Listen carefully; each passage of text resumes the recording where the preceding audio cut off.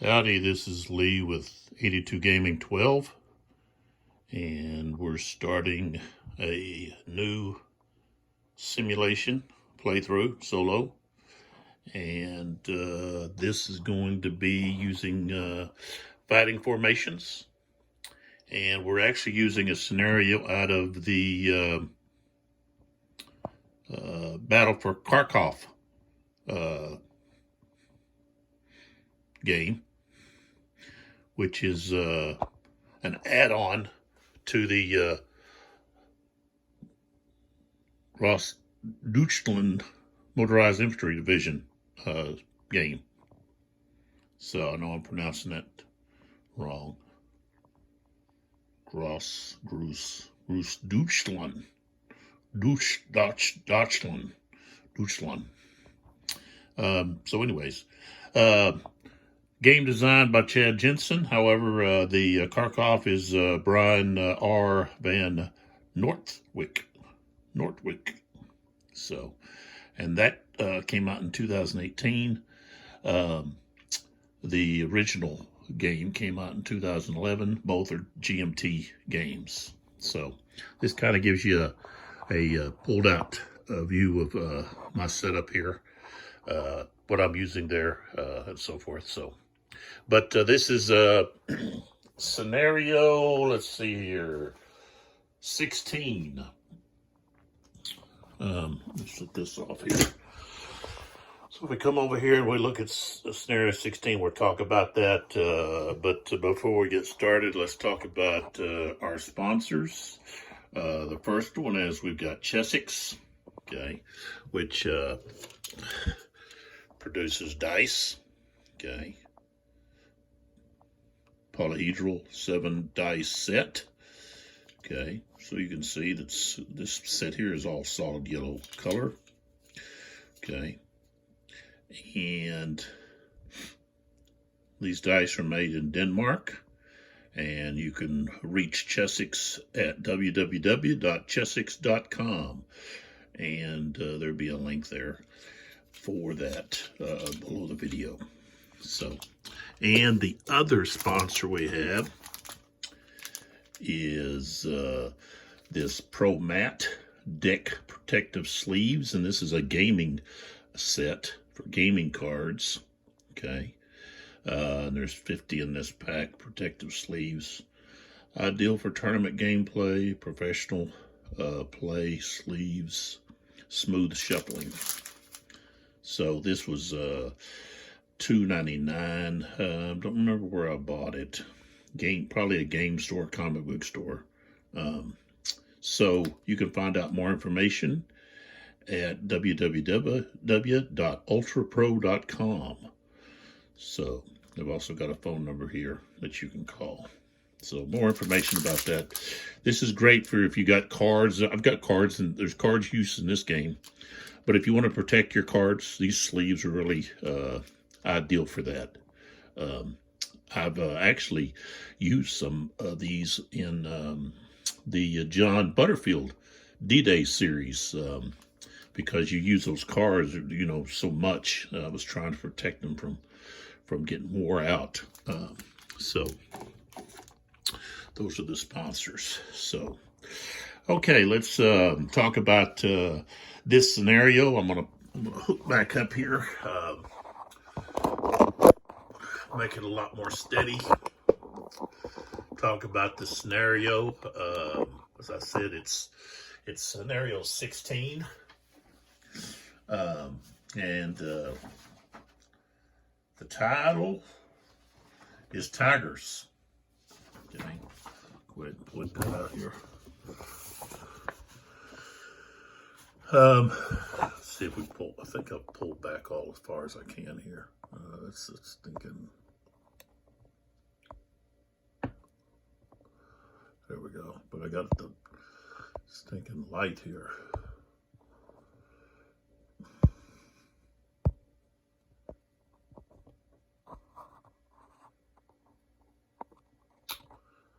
Okay, sorry about all of that. It's the lighting on the stinking camera here wants to change. There we go.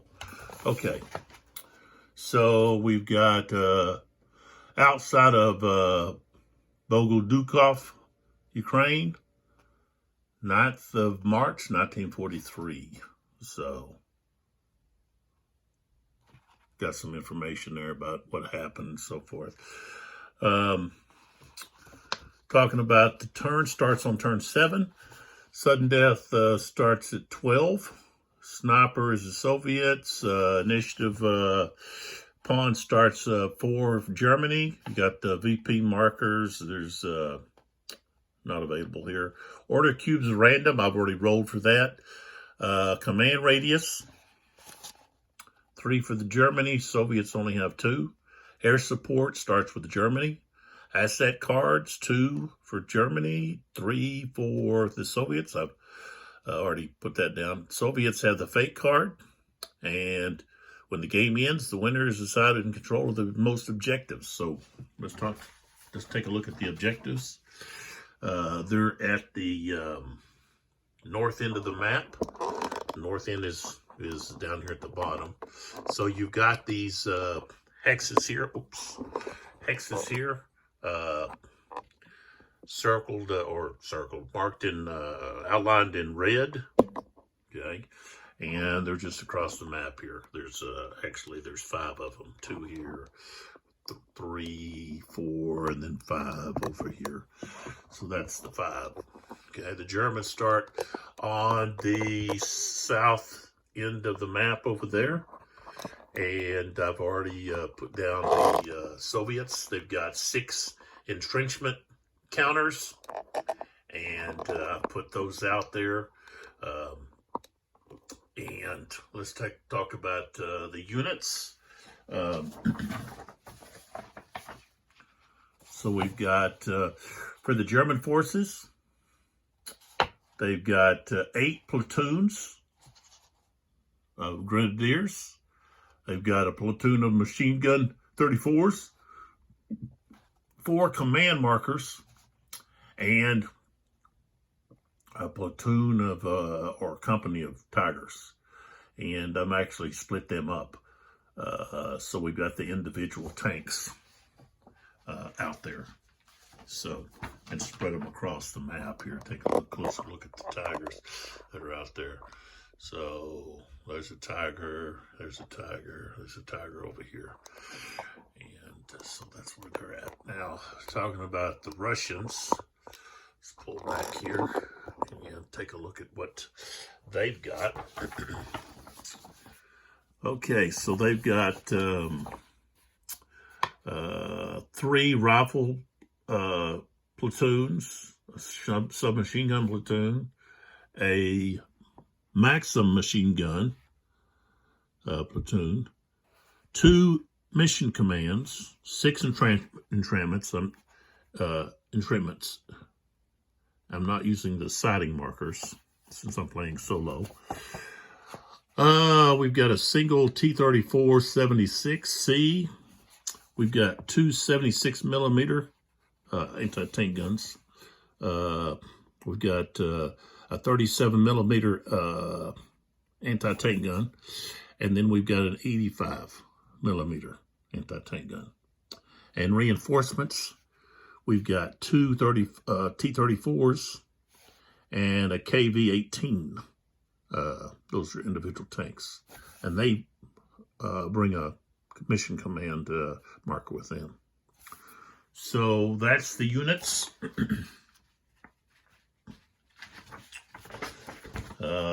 Like we've already discussed, the objectives are going to be on the north end of the map. The Germans are going to have to push through. The Soviets, they're allowed to set up wherever they want. And so I've set them up on this hill, most of them. I've got a machine gun, that squad of Maxim machine guns right there, a rifle squad over here. Up here, this building, I've got 2 rifle squad, a machine gun and a rifle squad. So card-wise, let's take a look at the Soviets card. They've got the order they can flip to air support to the Soviet side. Here's just a reaction. All Soviet infantry and gun units are automatically under a command order for this entire turn. And then flip any one active command marker to its other side, friendly or enemy. So that can come in handy. Germans, they have a reaction. Roll 1d10. Place that many smoke markers with or adjacent to a Pioneer or an armored vehicle unit. So, and then conduct an artillery barrage or smoke barrage. Add 6 to the accuracy roll. If you give up the fate card, add 12 instead. If you give up the fate card, you get 12 instead. So, all right. So that's what we've got. Let's take a look at the order matrix that we start with over here.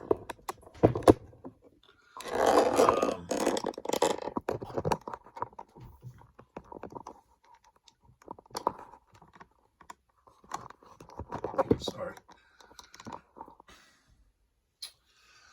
All right, so if we take a look at this order matrix,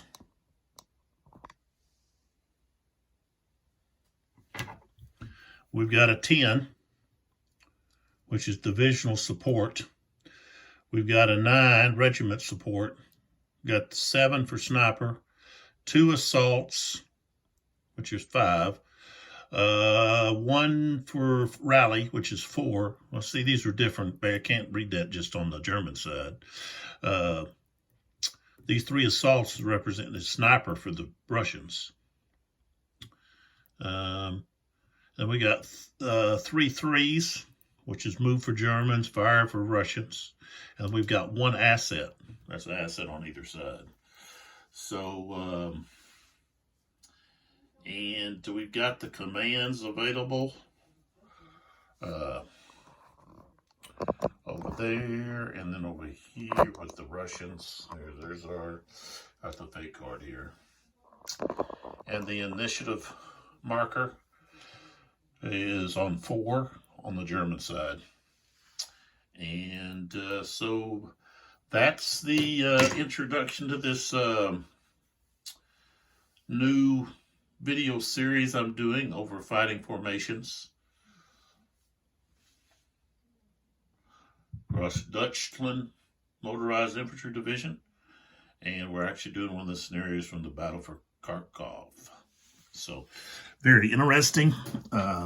This game system that Chad Jensen designed is very unique in a lot of different ways, and I'll talk about that as we go along. One of the unique things about it is the order matrix, and that is pretty special. One of the things I like about the game is that order matrix and how it can change from turn to turn. And also the counters are excellent artwork on the counters. The maps are they're okay. They're, in my opinion, they're a little plain, but they're easy to distinguish the terrain, and so I don't have an issue with the maps. Maybe they're growing on me, and I like them more as I play. But they are, like I said, they are easy to distinguish. It's not hard to tell what terrain is what, and so that's a plus. The addition of the cards, I like that. I'm not really a big card guy when it comes to these military games, but there's quite a few that have, instigated that when they first came out, they didn't have the cards. And then they said, well, the cards are kind of becoming an issue, a fad or part of the gaming. So they've included them. So It's, you can also not use the cards, I guess, if you don't want to use the cards. You got, but it adds because of the assets. You've got different things that you can help with, whether it be calling an airstrike or a mortar strike, so forth. So I also like the way the command system works. So an example would be it's going to cost me more initiative if I'm not using command to move individual units. But with the Soviets, I need to say just Russians. If I place this command here, then every unit within this has got, if you notice, there's a 0 on this command marker, and on the backside it's a 1. So if I don't have a command marker, then it costs 2 initiative to move just one unit or activate it, whether to fire or move, so forth. If I place this command marker, and I can place it at any time, then any unit within 2 hexes of this control command marker can move and react at 0 initiative. The only initiative it's going to cost is how much the order cost, which is over here on the order matrix. Okay, that's what these numbers 1 through 10 represent. Okay, the higher you get, the more complicated and more, I guess, there's more things involved. So it takes more time. It takes more resources and so forth to get that job done. So, the initiative is cost you more. So that's going to move the initiative in the opposite direction, which is going to give the Russians activation. And so you want to try to keep the activation so that your units are doing what they want to do, you're not reacting. So that's and the thing is, the command can move if another unit, a combat unit picks it up. Okay, it can't just move by itself. It's got to be picked up and moved. So you want to really try to place it on a unit, or if you're going to move, have a unit pick it up as you move along. I could put it right here, but if these units aren't really moving, I want to put it on the unit that's going to actually move if I want that unit to stay in command, so forth. But, as time goes along, then what happens is, this counter gets flipped. Now it costs 1 point, to move units. And then then it's going to be removed, and has to go through the cycle of going back over here and having pending command. And what that represents really is you've got decisions as events are going on. You might have like an attack command, and over time there may be some decision to maybe stop that, pull back, or make some changes to that attack command or whatever command it may be, a defense command, and we may want to pull back their forces. And so there's some hesitation about what, the higher up command is just deciding what to do before you get, confirmation for that and so forth. So it's, that's the way I understand it. So it's kind of interesting. The Germans have 4 command markers, and the Russians only start with 2. So the Germans had better command. Stalin had eliminated most of his generals that or commanders with experience and knowledge and expertise in fighting. When he came into power, he was threatened, felt threatened by him, so he eliminated him. So the Russians don't have as good a command structure because of that. All right, now I chose this scenario specifically because of the Tiger tanks. I've got a fascination, I guess, with the German Tiger tank. I think it was, in my opinion, the just the appearance of it was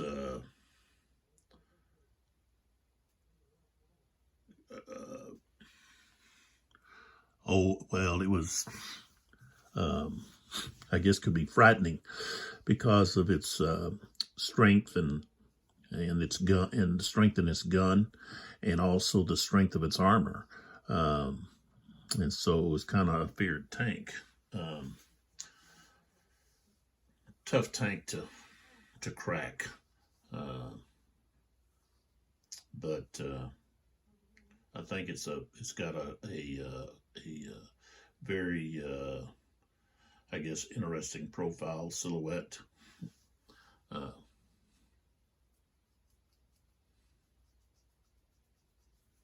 So okay, I won't actually start the any turn or anything in this introductory video. I'm just kind of setting everything up, giving a little background information. We do have some tanks that are reinforcements, and they come in on turn 8. So the game starts with turn 7.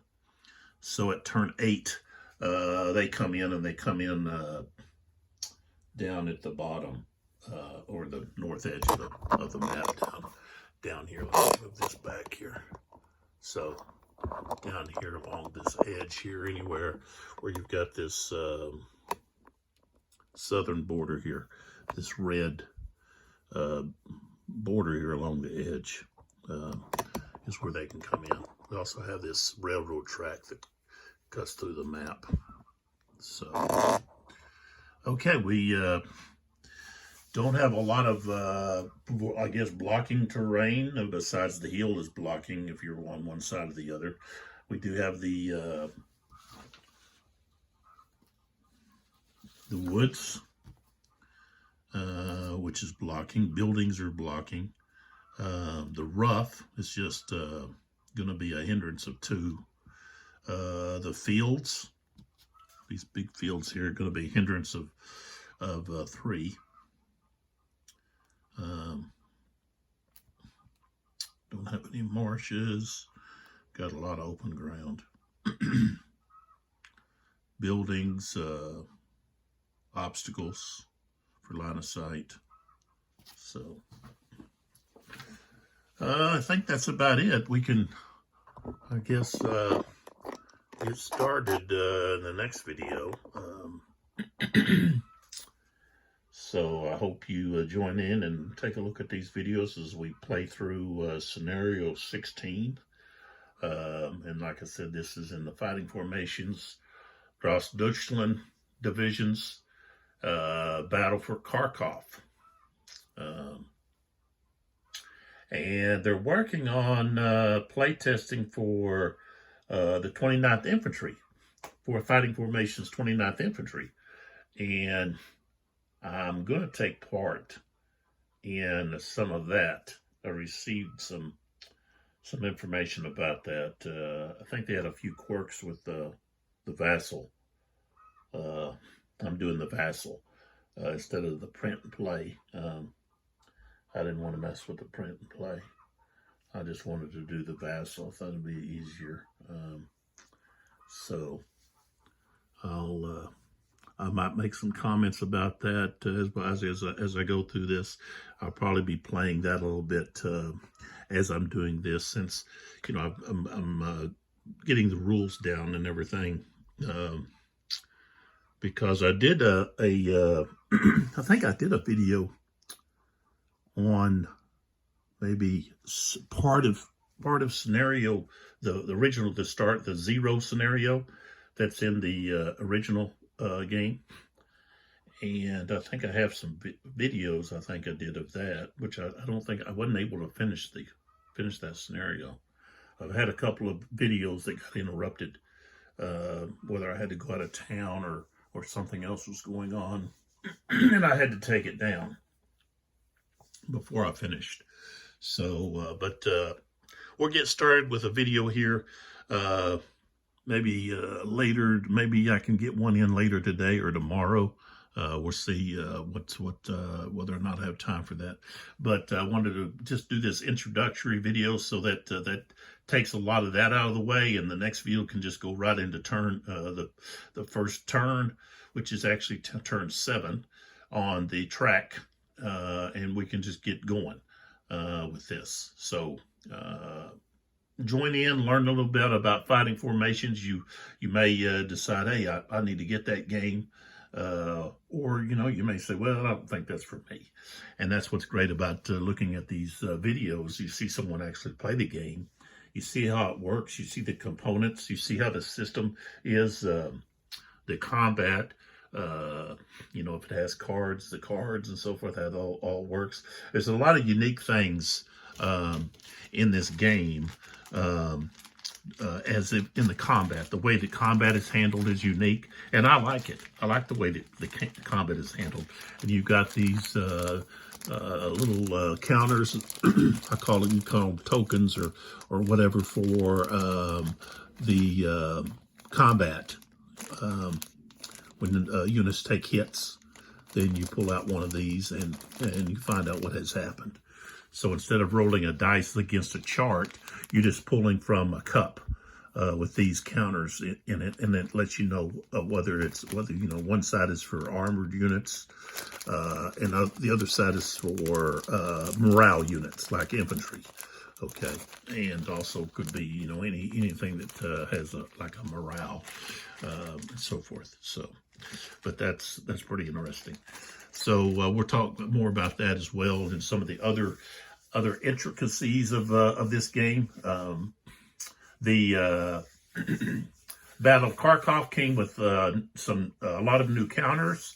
Most of them are predominantly armor counters, tanks and so forth. And of course, it came with maps and a scenario booklet with, let's see, I think we go up to 20. Scenario 20. So, let's see here, how many scenarios are in here. So we've got 11 through 20. So, I guess it's 10. We got 10 new scenarios that you add 10 scenarios added to the original game. So, okay. I hope you join us, take a look and see what you think about this game. I would like to hear your comments, and I can respond back to how you feel about different things, or maybe you've got questions about things. And I'll catch you on this next video, starting with turn 7.